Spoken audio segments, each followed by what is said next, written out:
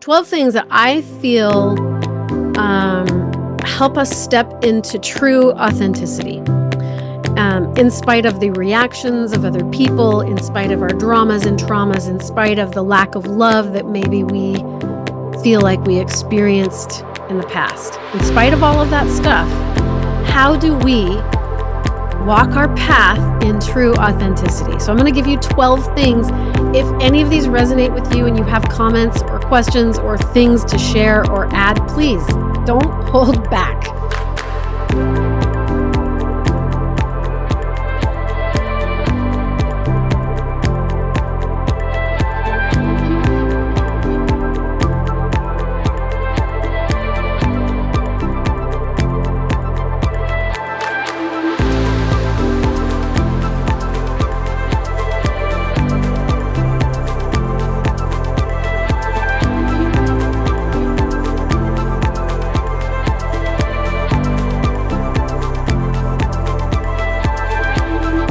So welcome to Great Life, Greater Impact. I'm super excited to have you guys here. It's really nice to be able to connect with tribe. I've been really feeling into that word tribe lately, and how important it is for us as human beings as we're learning on these evolutionary paths to find our tribe, to find the people that resonate with us and find the people that we can uplift and edify, and that can also be reciprocal. And I feel like we have found that here. We're not a huge group. I'm not looking for a gigantic following. That's not really my purpose. My purpose is to create a tribal community where we can come together in oneness and edify each other. And if there's no edification happening here, then we've missed the purpose. So if you guys are new, if any of you are just jumping on now and you're new to these free classes, I invite you to come back. I invite you to continue to participate. The love that's here, the community that's here, the tribe that is here, and the striving for healing. Lots of you guys know I used to open up my videos saying, hey, hi, I'm Janet. I'm a quantum healing practitioner. And what I do is quantum healing. I help take people to the uncharted waters of who they really are for healing, for transformation, and for spiritual awakening. And I still do that. But I feel like each and every one of you is doing that on some level as you come together in this tribal setting and as you participate and communicate and share. I'm excited to introduce our topic today, which is how to live your dream life by being more authentic. And I don't profess to be any kind of a guru in this. I'm not a master at it. I feel like I'm still learning, but it is a concept and it's a topic and principle that has been pressing on me lately as I've been doing a lot of inner work, healing work, introspection work. And as I've asked questions down that rabbit hole, these are some of the topics and the principles that I feel God has put in my path, and has also put very special people in my path to help teach me these things. So I want to share some of the things that I feel like God has spilled out upon me through other individuals who are amazing, and through He Himself, the gods and goddesses that minister to us from other realms and dimensions and higher places than here. And so I'm really excited to get into the nitty gritty of that. Just a little bit of housekeeping. As you all know, I also do an extended healing. It's a group healing session it's an hour after this class gets over. So it would be noon Central, 11 Mountain Standard Time, 10 o'clock Pacific Time, and 1 o'clock Eastern Time. And over there is where where the rubber meets the road. So in these free classes, this is a time for us to just sit together and discuss and bring up topics and principles and discuss the what. And then the extended version of the class over on greatlifegreaterimpact.com. That's where we really get into the nitty-gritty and we involve you and engage you in the how. How do you become more authentic? What does that feel like? How do you move forward in this stuff? And what am I going to experience as I step out onto that journey? So it's kind of a two-part experience on these Tuesdays. The first class is the what, second class is the how. If you're more interested in the how and you need a little bit of nudging and engaging in what does it feel like to tap into my authentic self and my higher self and really feel into the essence of who you are, then you may want to go over and get yourself registered for those classes. They are paid classes, but you can just go to the website. If you're watching this from YouTube, the replay on YouTube, I will post all the links for that stuff in the description. You can find that stuff there. Get yourself registered each week and come to the first class and then do the group healing afterwards. So let's get into this. I feel like actually, we're going to start with an intention or a prayer or a meditation. And I'm going to let you run with that, Anne, and then we're going to get into the nitty-gritty. So take it away, my dear friend. By the way, I've been doing a lot of this lately, coming back from Thailand and Cambodia. So yeah, I just wanted to share very quickly, and then I'll take us into a very short meditation, that everyone, everywhere, I'm speaking to people globally, and there's so much disruption and so much friction and challenges that are happening right now. And I know I'm seeing some heads nodding here. It's happening on every level. Most importantly is, like Janet said, we need our tribe. We need our community. That's going to help us a lot as we move through this particular time in our history. So I'm glad you guys show up here, and Janet does a wonderful job of sending messages out that is so necessary and needed. So yes, let's take a deep breath. Let's take a deep, deep breath. And by the way, I share this all the time, that one of the most important things we can do, especially through this time, is before you get out of bed, take a deep breath and just say thank you. Mm-hmm. That centers you, that grounds you, so that whatever is coming at you the rest of the day, you can deal with. So just take that breath and say thank you. Thank you for that breath of life. Thank you for the opportunity to be here right now on this planet. Because through these challenges that we're going through right now, this is when the most growth happens. This is when your soul, your awareness just expands. So as you take the next breath, just drop down within into your heart center and set an intention for this next hour, as Janet does her presentation today, that I want to be open. I want to receive whatever it is I need to receive for my highest good, for my journey. And just once again, thank you. Just be in gratitude. Awesome.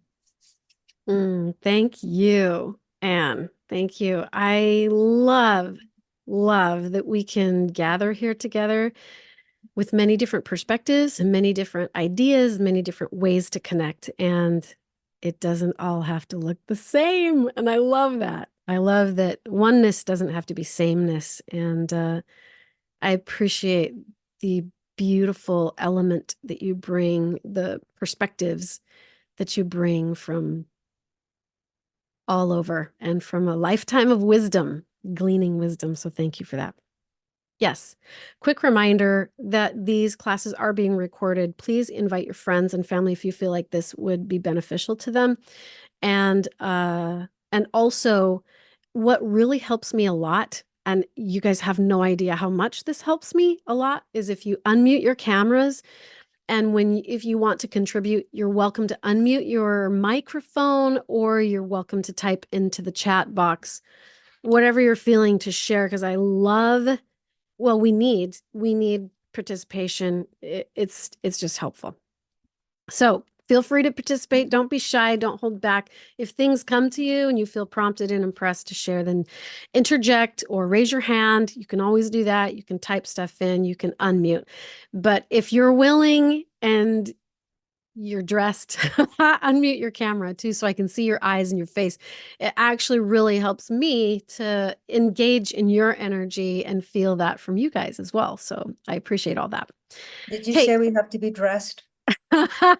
Well, hopefully I mean, you don't have to have pants because I'm not going to be able to see the I Sorry, may or may not we be wearing pants either, but sorry um about that, Janet, but laughter's been helping me a lot lately.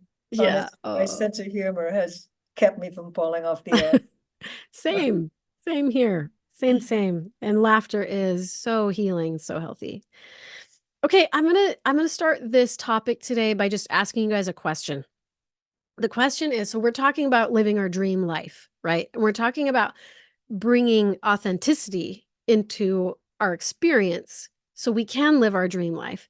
So, but I want you to just think about all the people that you've seen or witnessed in your life who are very super attractive to you. People who just seem magnetic, people who seem to be their true self.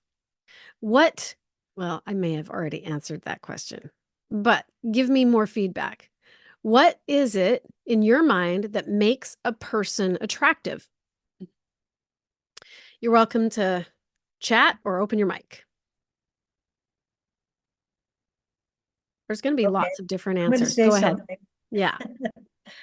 Well, the first thing that came to my mind was authenticity, you Ah, know, because we live in a society where all of us, I mean, we've learned how to like, well, look at that person's hair, look at what they're wearing, look at their makeup, you know, it's like we're always, at least we always first notice those things. mhm. But if we take a little time and we move beyond that, I think then we can really begin to see that person at a much deeper level and how authentic they are.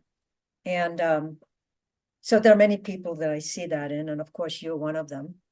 I see that authenticity, and I think we're naturally our souls, our spirit, just naturally and sometimes unknowingly just brings us or brings those people towards us, right? They Yeah. just come into our lives and we just know right away. Um, I think the biggest thing for me would be being authentic, Yeah. you know, just coming from your heart. Mhm.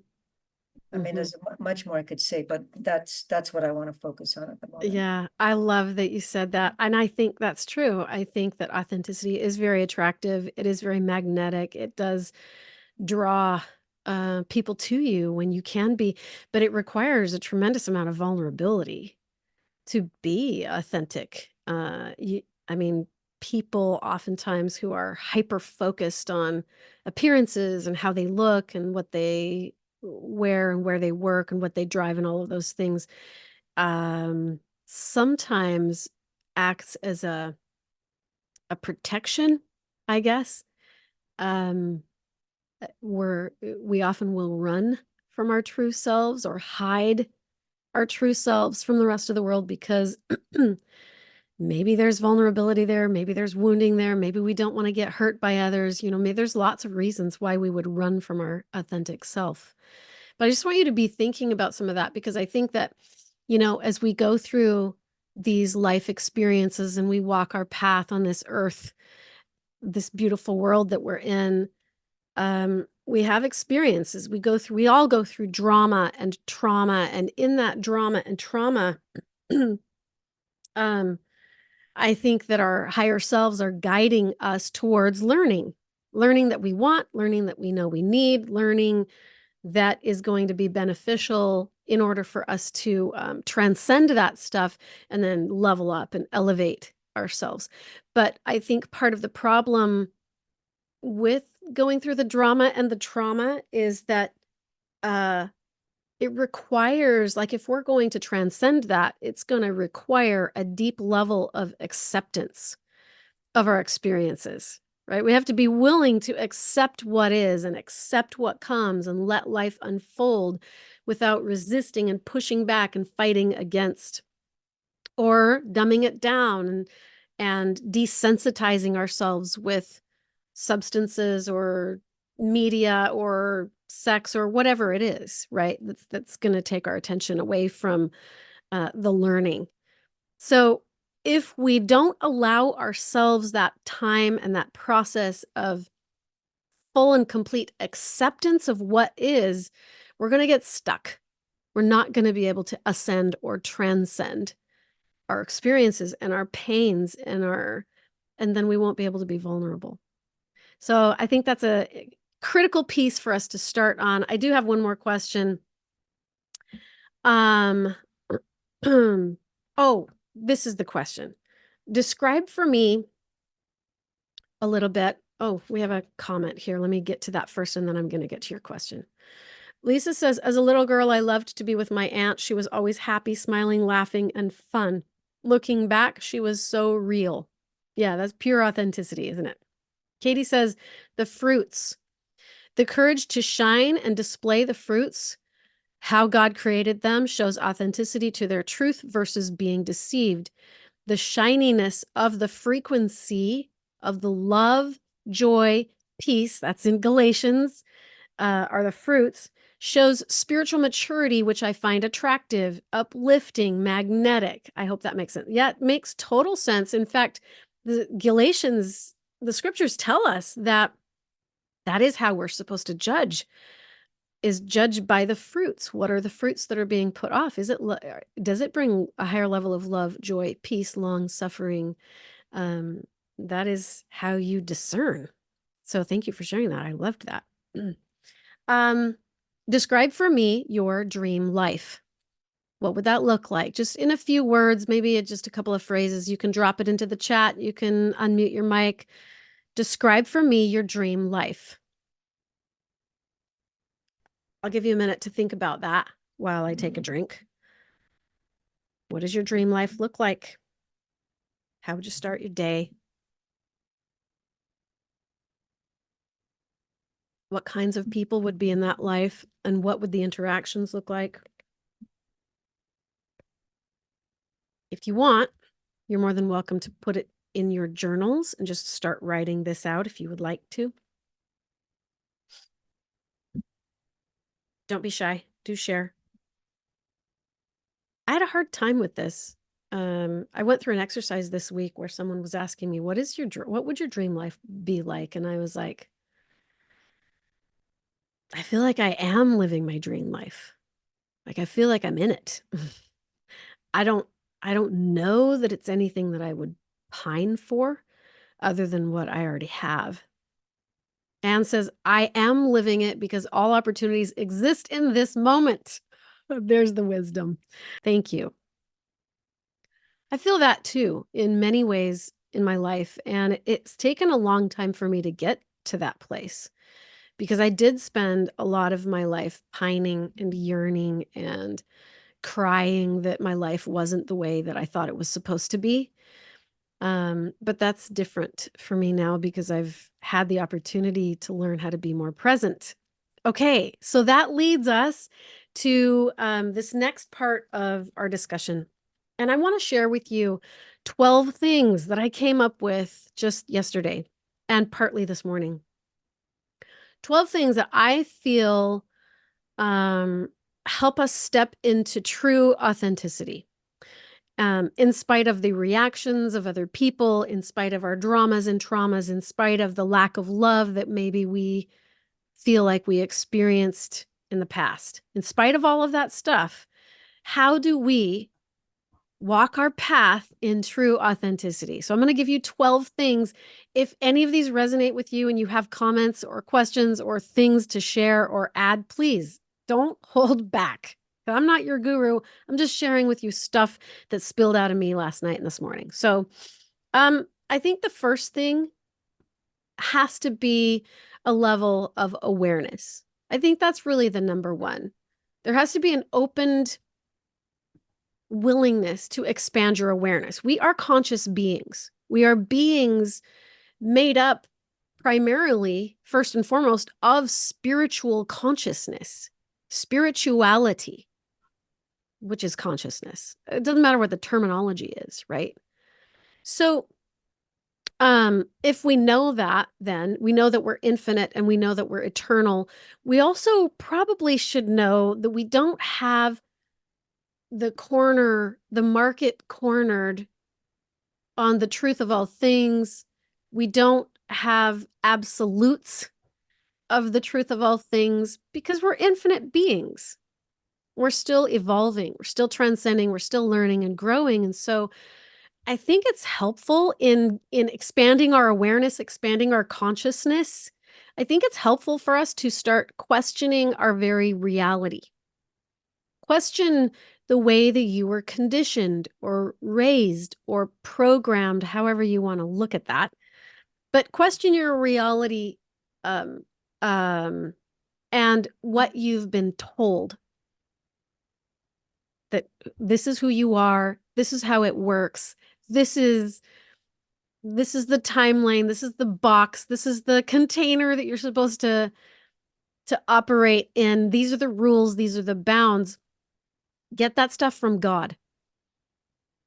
Get those parameters and those boundaries from God. If you're getting all of that stuff from people, I believe personally that we're limiting ourselves. So question your reality, question what you've been told, pay attention. Again, awareness is about paying attention. Expanding your consciousness is about paying attention. How connected to your true self are you? How connected do you feel to God and to your higher, more authentic self? Because disconnection from that stuff, disconnection from God, disconnection from your higher self, disconnection from other people, and disconnection from truth or reality can make you very sick. So, the disconnection is also what's shaping your reality. And your perceived reality, the way that you have chosen to look at the world or see the world, is also the place that you're going to create from. So you're going to put out those vibes, and then that's the reality that's going to come back and manifest itself to you. So these are important, impactful things. What else about that? I think that's it on that. This is all under awareness, okay? Awareness is the first step. So what is your perspective of yourself? What is your perspective of your human self, your ego self, your persona in the world, your spiritual eternal self? What are the perspectives of yourself or selves? And can you view the world in a loving way without expectation or attachment? Okay. This is also under awareness. Here's some more. Are you conforming to the past templates of what you thought was reality and who you thought you were? Are you still conforming to those past templates of reality? Or have you allowed yourself to expand your mind and ask more questions and open yourself up to other possibilities? Or are you still conforming to what others say? Go ahead, Elaine.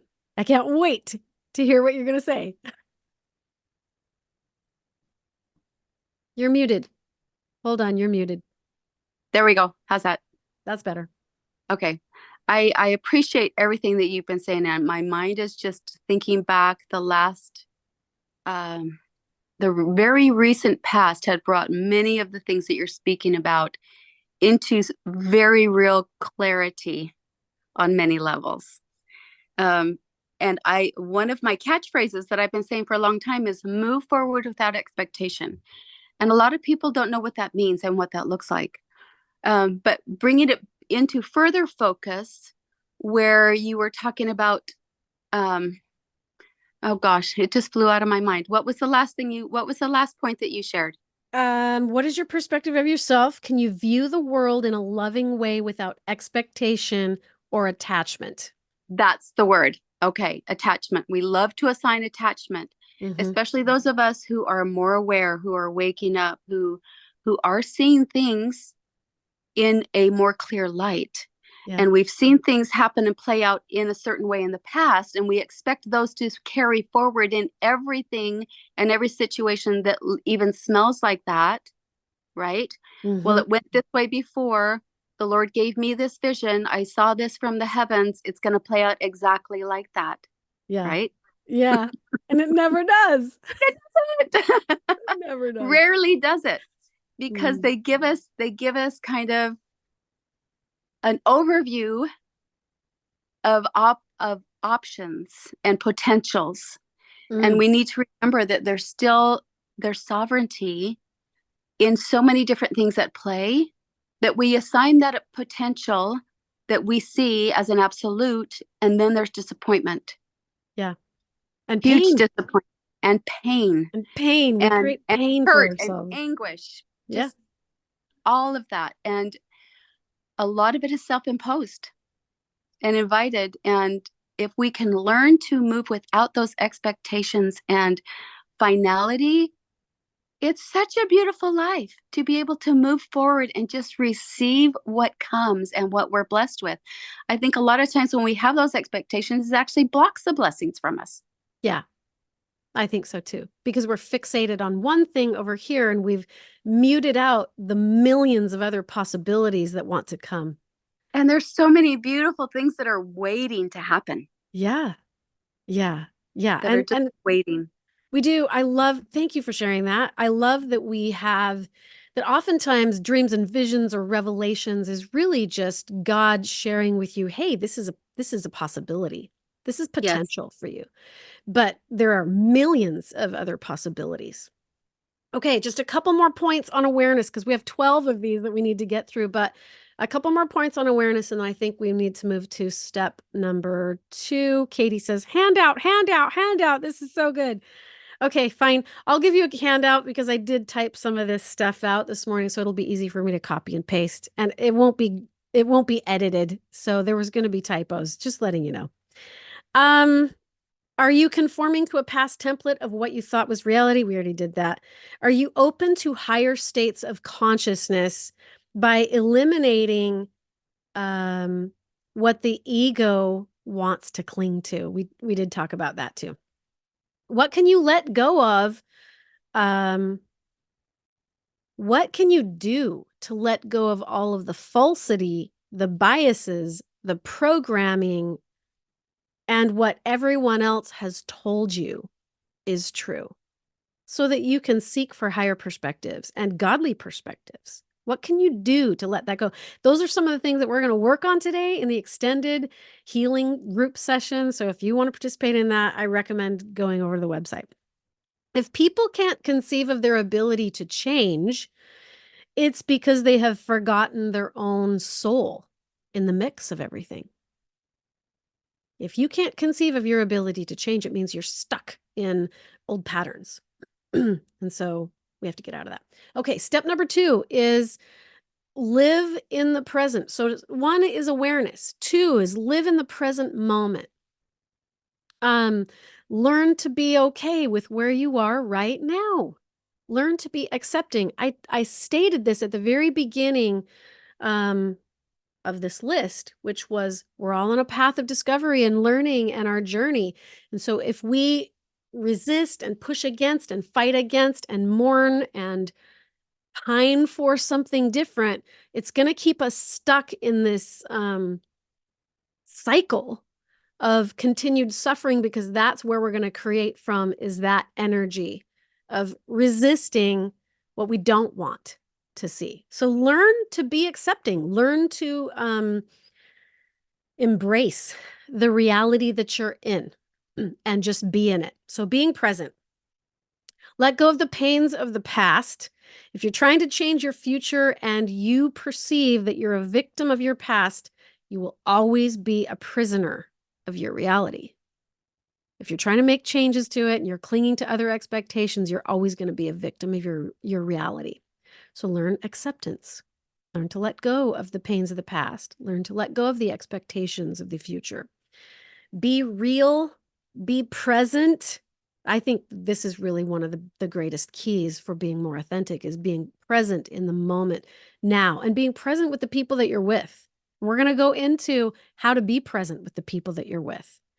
Those are some of the steps. So, but learn to be present with others in the now. Step 3, or I guess principle number 3 of authenticity, is learn how to connect with people through communication. I'm going to give you some these are some principles I'm not super great at, but I'm very introverted. I'm super shy when I'm around large groups, and I have a tendency to just kind of go into the corner and go into observation mode instead of participation mode. And I'm working on that. I've worked on that a lot in my life because I've been so backwardly shy, and that's hard to overcome. It's hard to go from being a backwardly shy introvert to then being present and in the moment and making eye contact and contributing your wisdom to share in group settings. That's hard. But I do think it's one of the ways that we can develop more of our own authenticity and sovereignty. So let's talk about communication for a minute. And if you guys have things to add to this, I would love, love, love. We already have adding going on. Hold on. Let's see.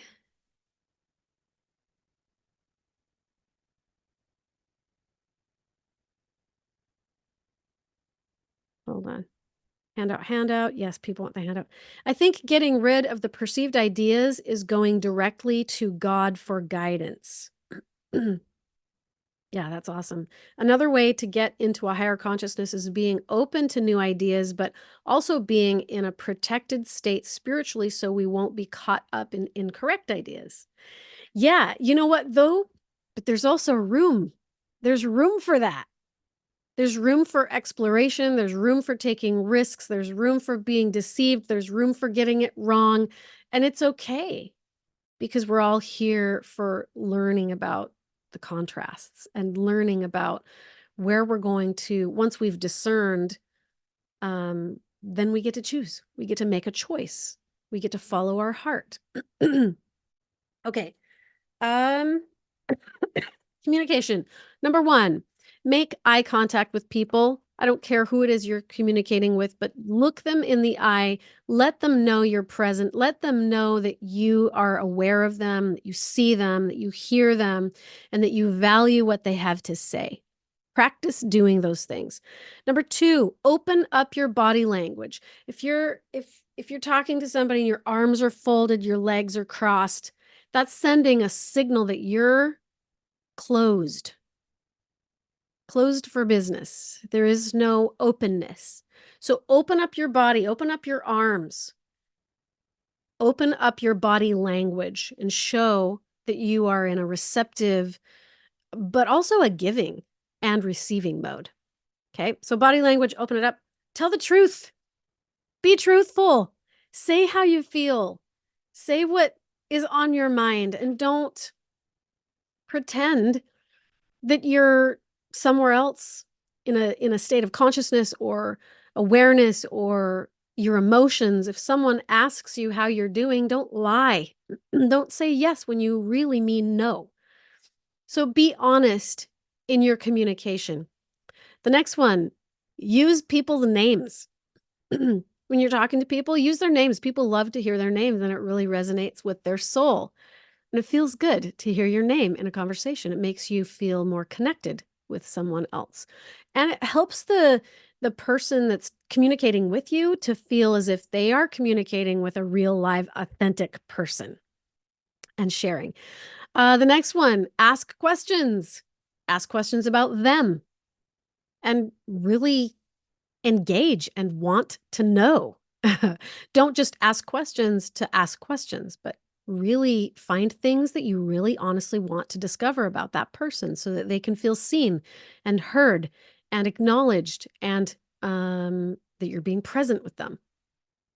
Find out more. Go deeper down the rabbit hole. If they're willing, you may have to ask questions about, is it okay if I ask this? And if it's not, then they'll tell you. Give them feedback. If it's helpful or positive feedback is always good. Negative feedback, tread lightly. Come from a place of love. And before you give negative feedback, connect with the person first. Before you correct, connect. Before you correct, connect. Make them feel seen and heard and loved and valued and cherished.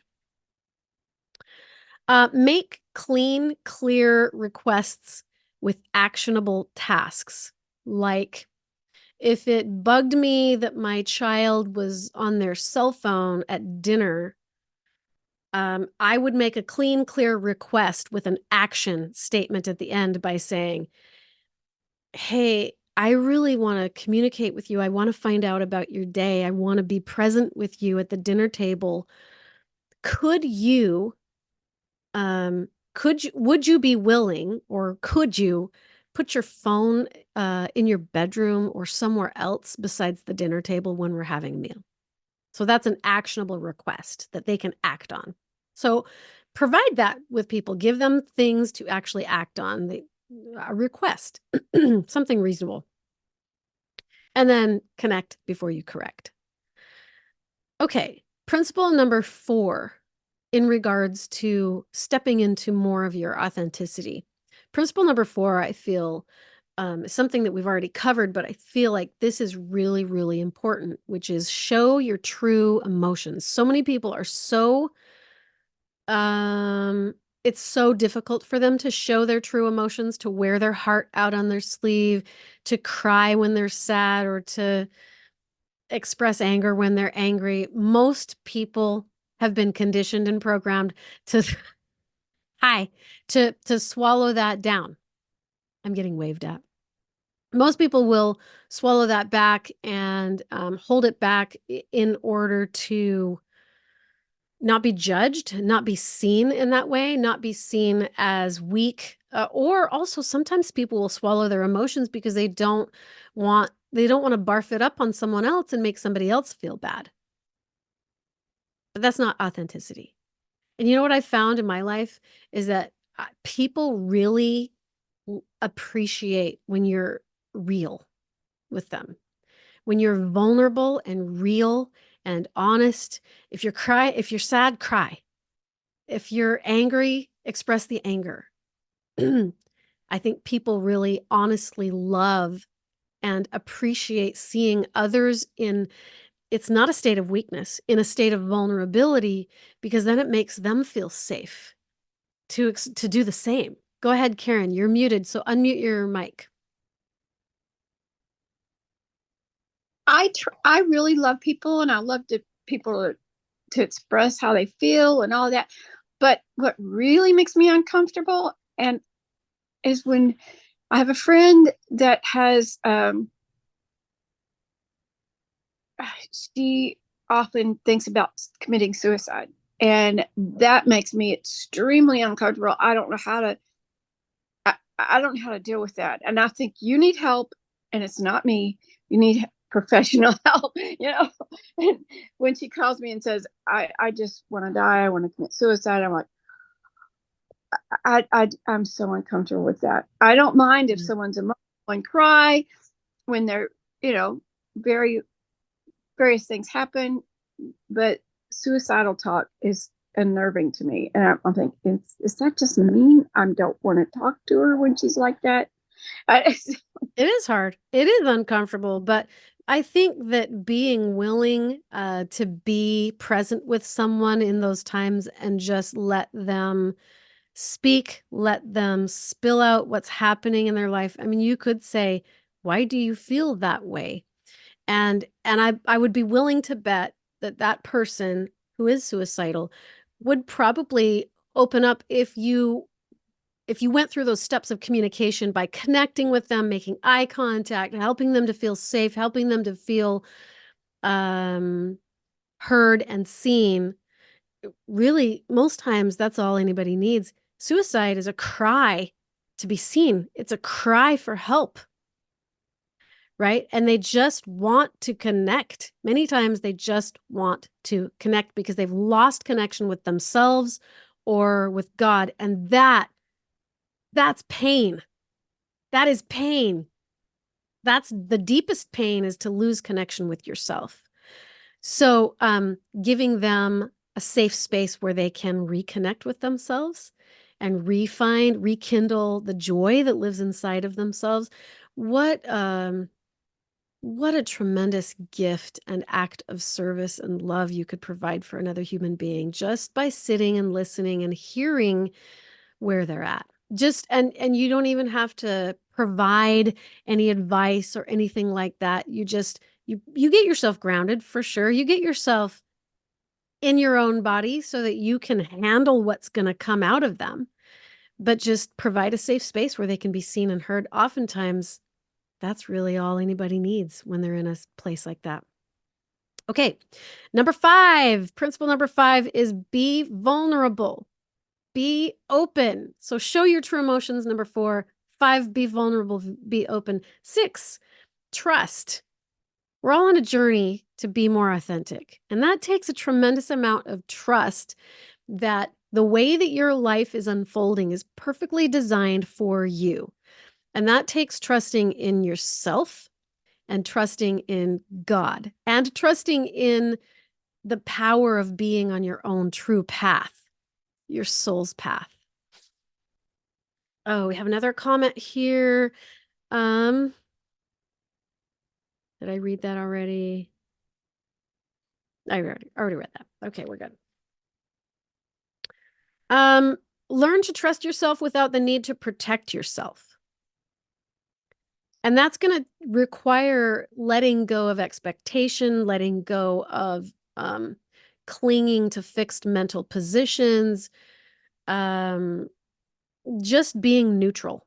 And that is another step we're going to get to in just a minute. But learn to trust yourself without the need to protect yourself. Learn to trust God and walk in faith. Learn to trust that others can be impacted by your example.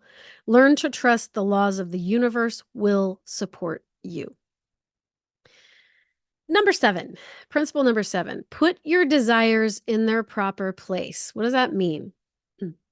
I've discovered in my life that putting my wants and needs and desires and even my relationships in their proper place has helped me to find more stability in my life.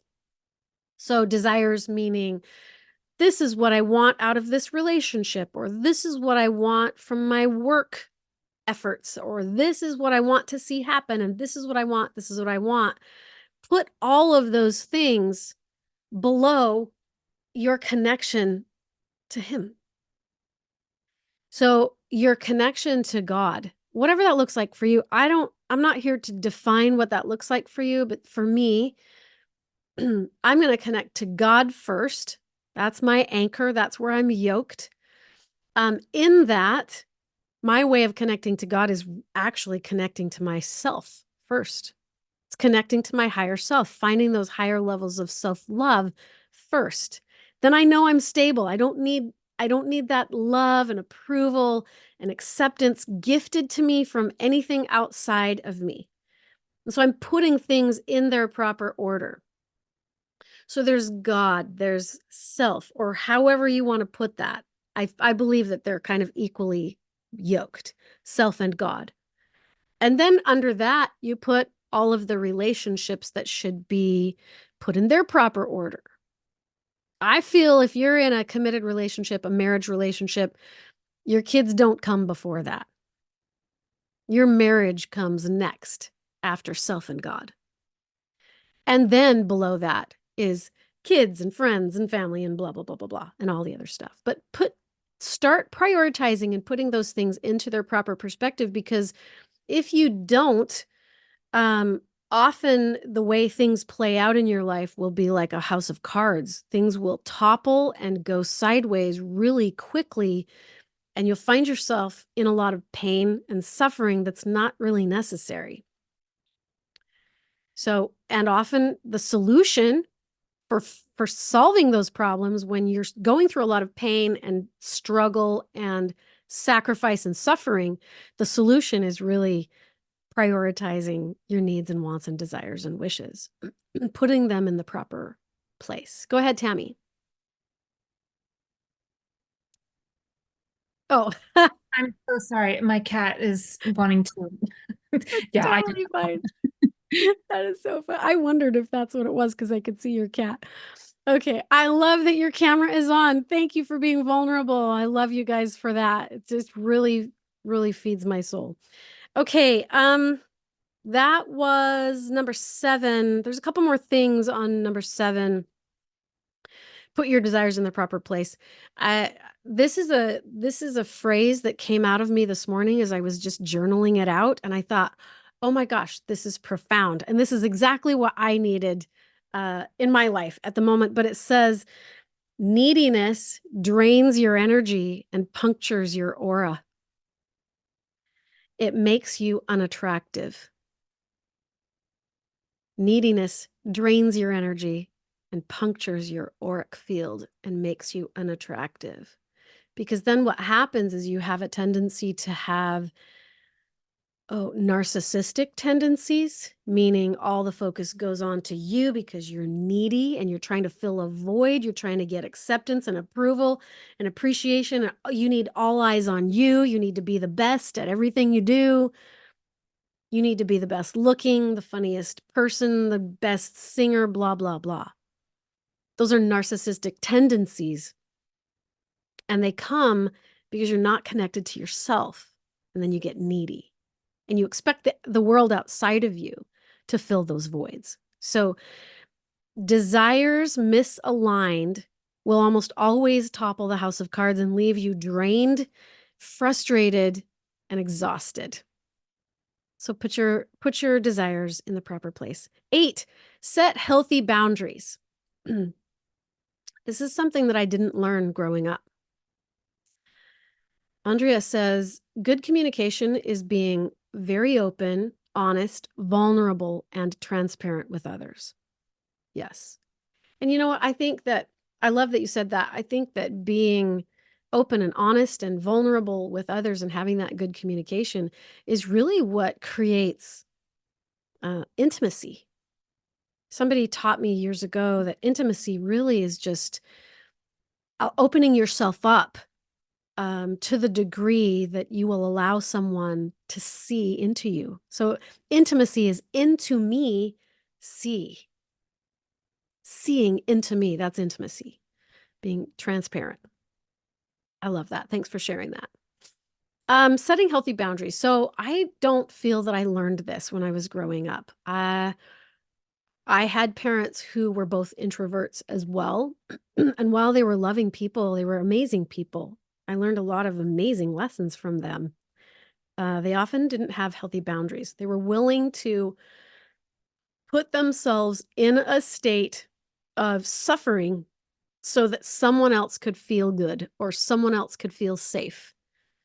They were willing to have their needs go unmet. And I'm talking about important needs go unmet so that somebody else could feel safe. I'm trying to think of examples, but I can't think of anything right now. But I'm starting to learn now in my 50s how important healthy boundaries really are. Asking permission of people and rather than just overstepping your boundaries. And I'm not super great at that, but I am starting to learn that's an important thing. Gosh, I have so many friends who model this behavior. And I would love for you guys to come on and share if you have learned any lessons around what it looks like for you to have healthy boundaries. But some of the things that I came up with on that is asking permission, let other people have their own journey and be where they're at without you having to project judgment onto them. Let them have their own journey. Let them be where they are. Let them experience what they're going to experience without you saying, hey, you're doing it wrong, or you're on the wrong path, or you're damned, or whatever people do. We have a tendency to do that often when we get into our religious communities and religious cultures and our religious tribes, because we think that because we're now in this box that has these outlined parameters and rules for life, we think that is the rule for everybody. And it may or may not be. You don't know what God is guiding that person to do. You don't know what that person has overcome or not.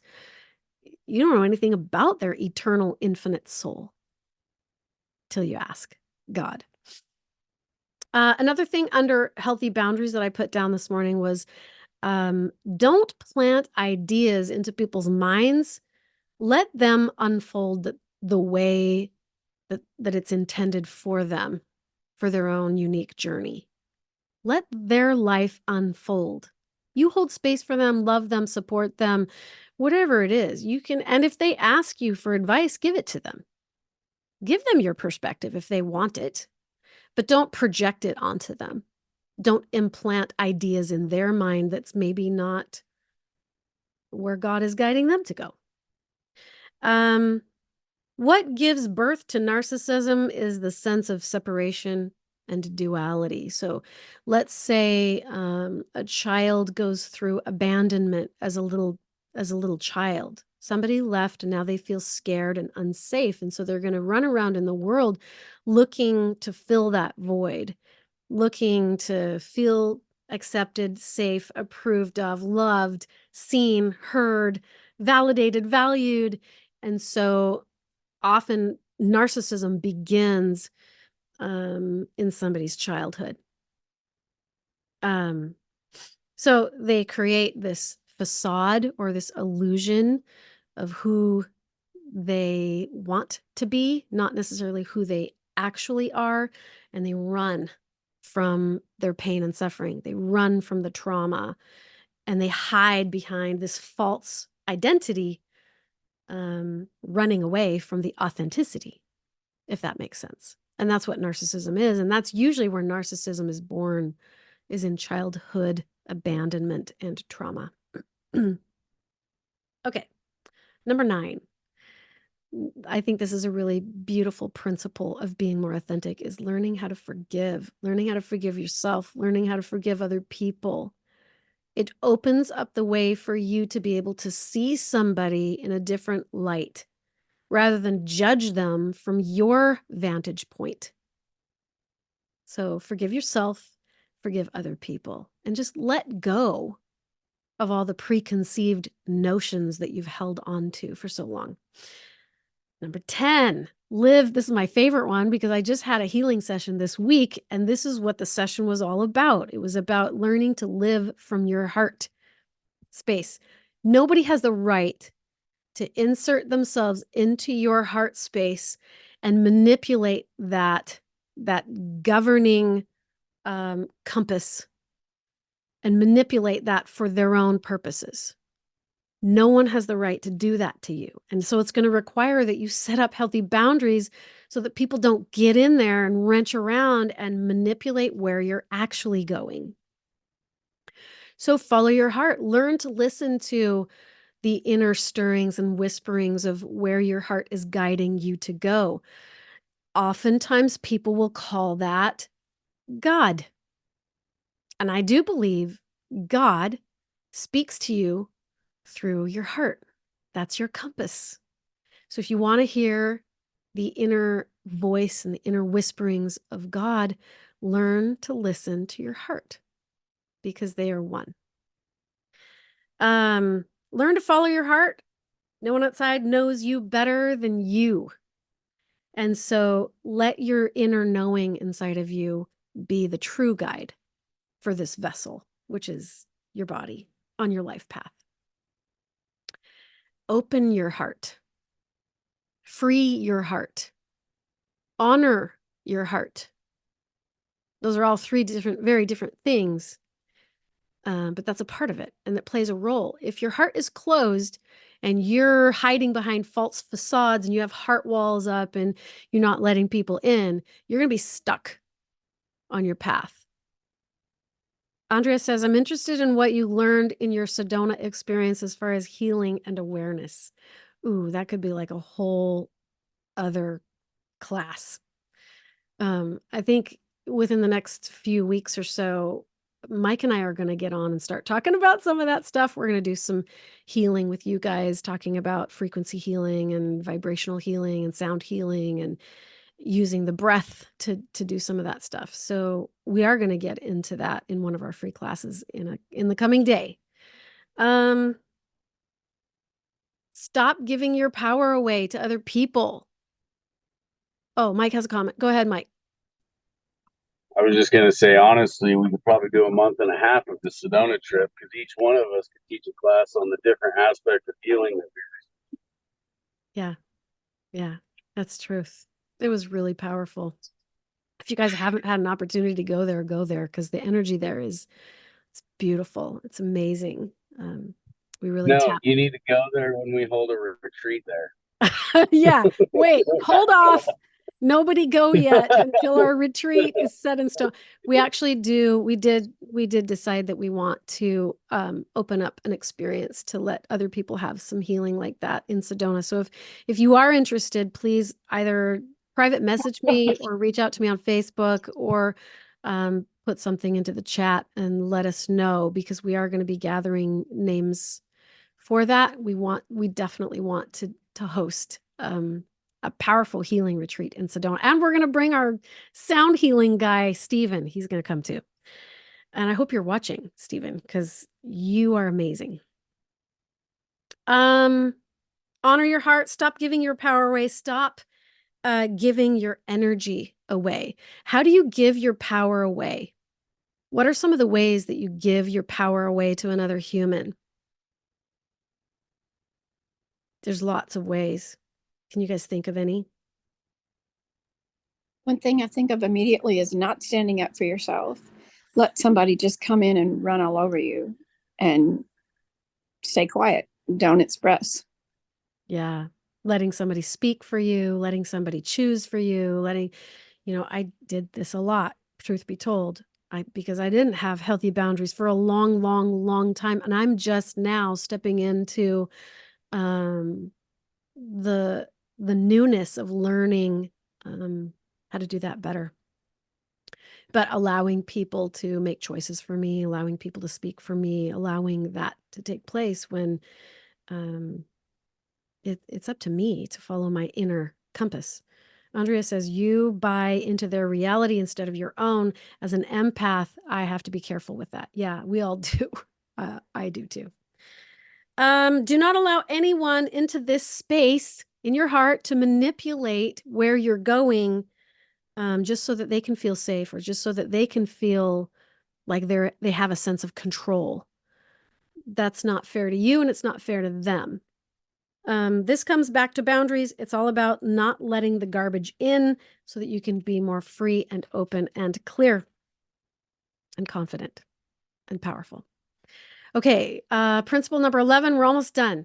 This one, we did touch on this a little bit, but I love this one. Elaine, you alluded to this, but it has to do with being in a neutral place.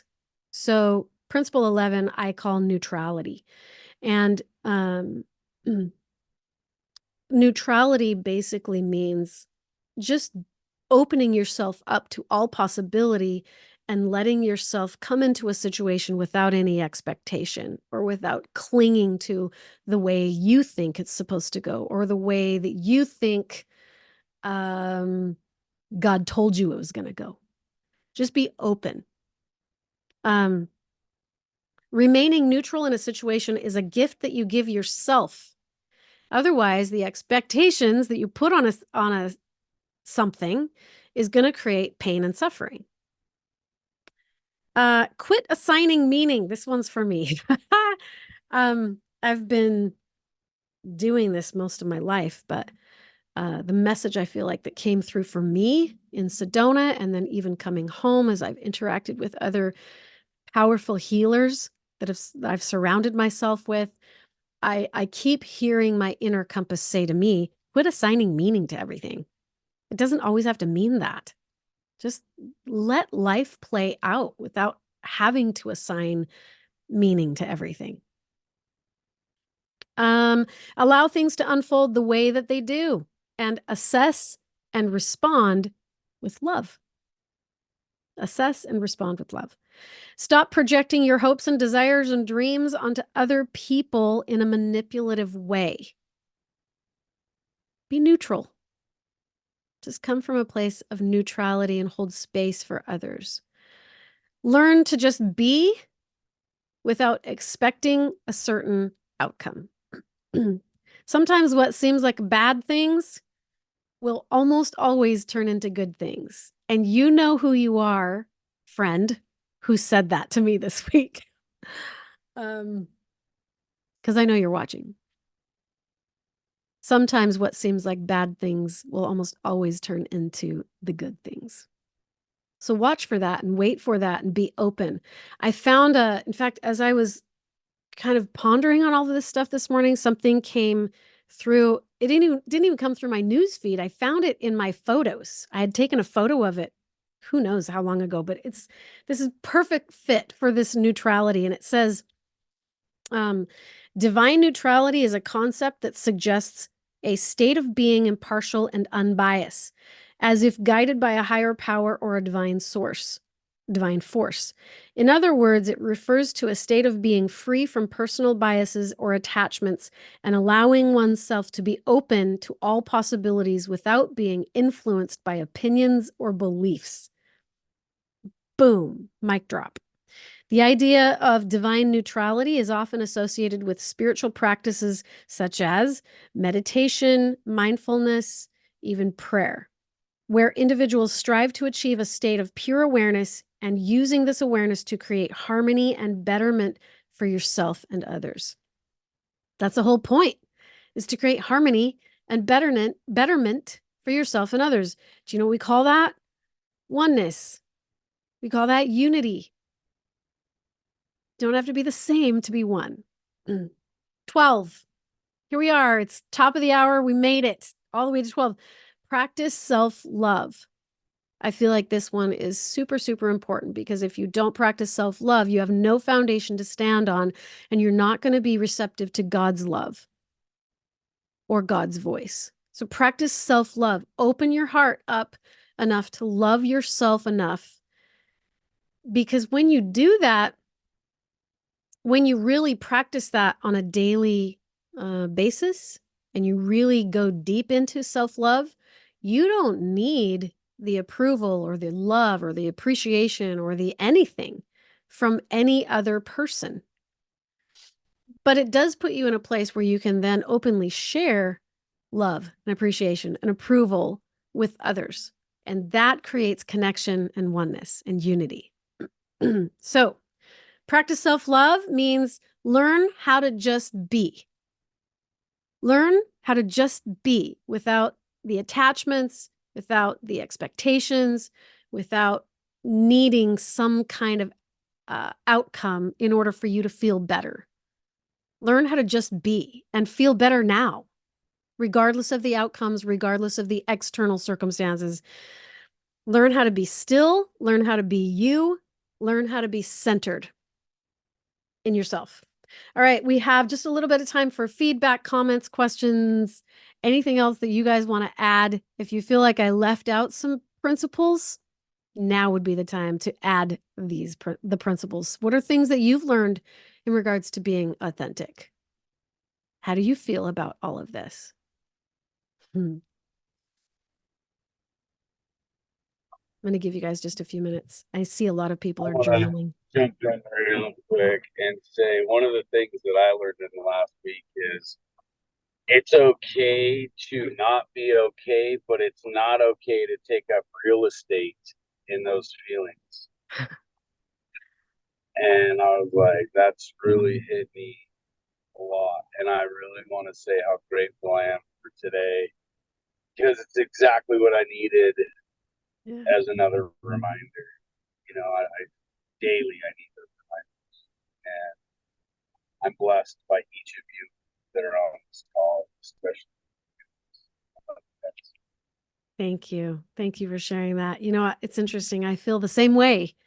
I'm not perfect at any of this stuff. But I am open to learning, and I'm open to trying. And we do need one another. We do need connection. It's important. But when we can connect with each other in an authentic way, open and vulnerable and with no expectation of outcome, it's powerful. It's powerful because then people can really truthfully be seen and heard and loved. That's the goal. Andrea says, great ideas, Janet. Every point you expressed was very good and valid to help us be more authentic. Awesome. Well, I appreciate you guys so much. I really do appreciate this group of people. If there's anybody who would like to pray us out or share a little meditation, whatever you feel to do, I would greatly appreciate that. Just if you feel prompted to share in that way on this class, that would be awesome. We are going to end with an intention. Katie says, if there's no takers, I'll pray. Thank you. I love your prayers. I always go back and re-listen to them because they are so powerful, and I just really appreciate the way that you express your faith. Anybody going once, going twice? I think it's you, Katie. Okay. All right. Let me center myself. All right. Thank you. Thank you, God. Thank you, God. Thank you, Holy Spirit. Thank you, Lord. Thank you for the meeting us here in the space. Thank you for Great Life, the Great Life group.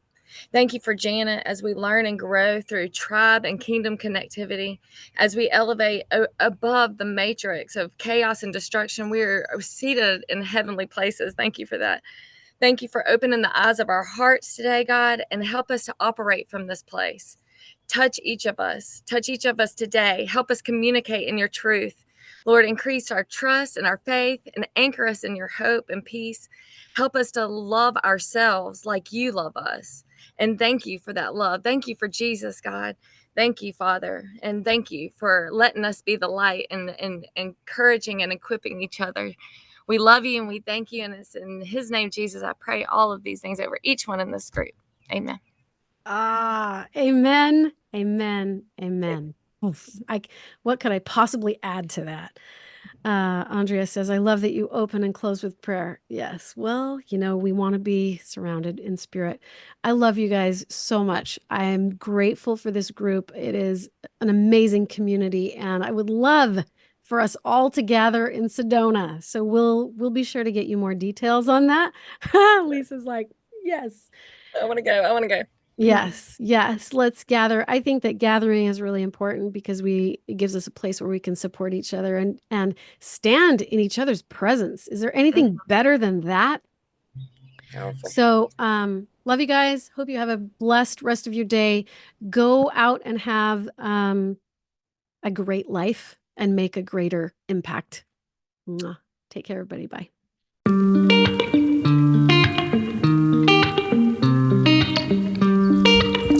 I'll tell you who's living his best life. It's this guy right here. Hey, Judah. Oh, boy. This is the house of Judah. Judah eats all the important stuff. He wanders around at night, hanging out with